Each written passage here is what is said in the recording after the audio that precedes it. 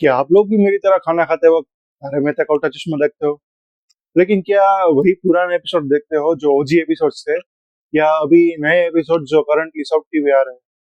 ज्यादातर लोगों का यही जवाब होगा कि वो लोग पुराने जो ओजी एपिसोड्स थे वही देख रहे हैं। ऐसा क्यों है कि 4,000 से भी ज्यादा एपिसोड ब्रॉडकास्ट करने के बाद भी आज भी लोग खाना खाते वक्त वो जो पुराने ओजी एपिसोड्स थे वही देखना प्रेफर करते हैं? तो आइए आज के इस वीडियो में हम इसी बात को डिकोड करते हैं। जय श्री कृष्णा।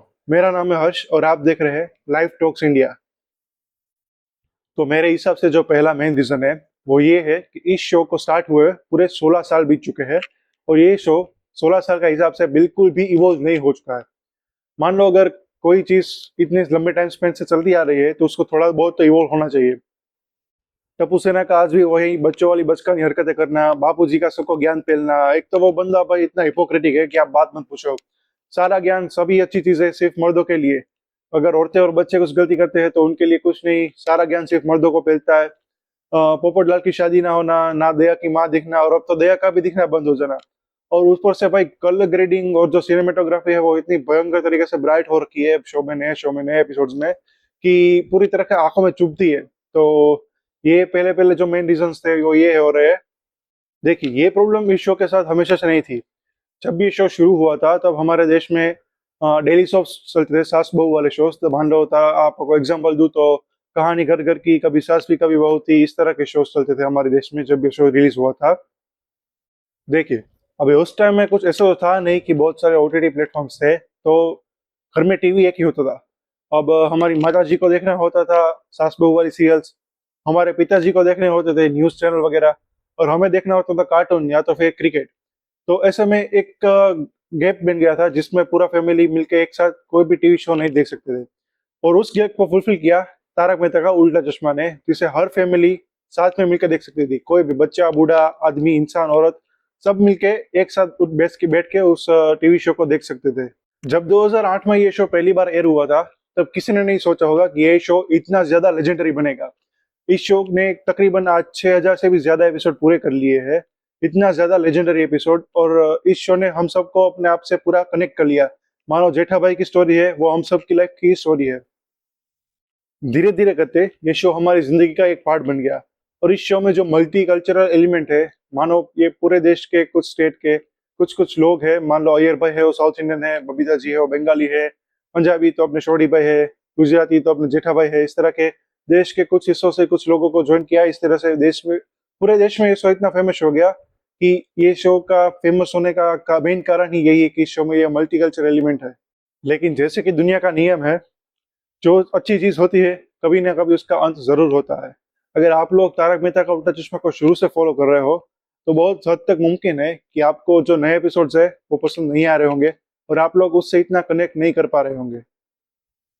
बहुत सारे जो मेन कैरेक्टर है, जैसे कि तारक भाई, दया भाभी, पुराना टप्पू, अंजलि भाभी, सोडी भाई, आती भाई, टट्टू काका वगैरह वगैरह, तो उन लोगों को ज्यादातर को निकाल दिया गया है, बहुत सारे लोगों को रिप्लेस कर दिया गया है, और कुछ लोगों की अनफॉर्चुनेटली डेड हो चुकी है। तो ऐसे में जो उनको रिप्लेस किए गए कैरेक्टर्स है वो या तो उनकी जगह फिल नहीं कर पा रहे हैं, और या तो लोग उनसे इतना ज्यादा कनेक्ट नहीं हो पा रहे हैं जितना वो पहले के कैरेक्टर्स है, पहले के जो एक्टर्स थे उनसे कनेक्टेड थे, तो उनकी जगह वो लोग नहीं ले पा रहे हैं। अनदर रीजन इज दिस के ये शो वक्त के साथ इवोल्व नहीं हो पा रहा है। जैसा कि हमने शुरू में डिस्कस किया कि ये शो 16 साल से चल रहा है और 16 साल के हिसाब से ये इवोल्व नहीं हो पाया है।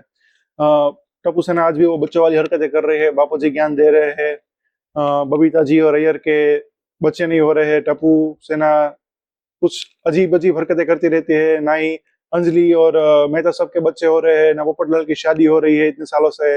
हर वक्त तो आपको दिखाएंगे शादी होने वाली है, लेकिन अंत में कुछ ऐसा हो जाएगा कि बेचारा पोपटलाल फिर से लटका रह जाएगा। तो ये शो उस वक्त के हिसाब से इतना इवोल्व नहीं हो पाया है।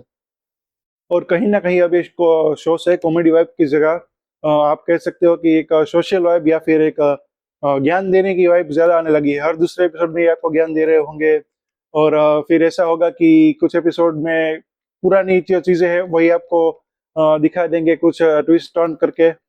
और कलर ग्रेडिंग की तो भाई क्या ही बात करूं, कलर्स इतने ज्यादा ब्राइट हो चुके हैं कि अंधे को भी एक बार जो शायद कलर दिख सकते हैं। और सोने पे सुहागा वाली बात तो ये है कि आई कई बार जो शो के जो कैरेक्टर्स है, जो एक्टर्स है, वो कंट्रोवर्सी में फंसते रहते हैं। जैसे कि बबीता जी पे कुछ साल पहले SC/ST का एक लग चुका है। फिर टप्पू और उनका डेटिंग कर रहे हैं, ऐसा कुछ कंट्रोवर्सी भी आई थी।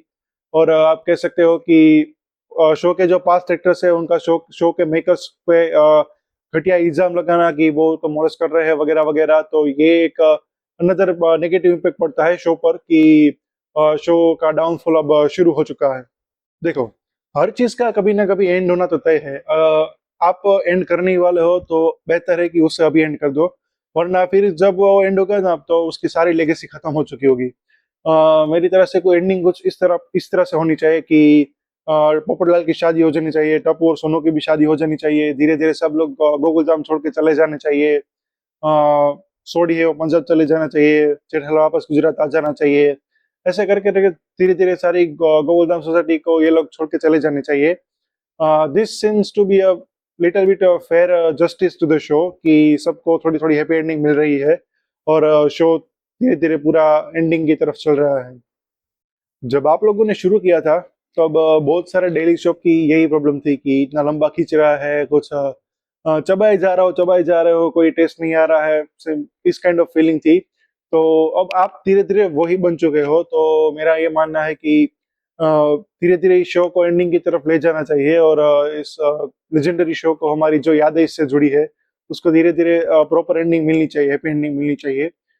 वैसे कैमरे के सामने बोलना तो आसान होता है, लेकिन मुझे यकीन है कि शो के जो मेकर्स है वो भी शायद उसे फिगर इट आउट करने की कोशिश कर रहे होंगे।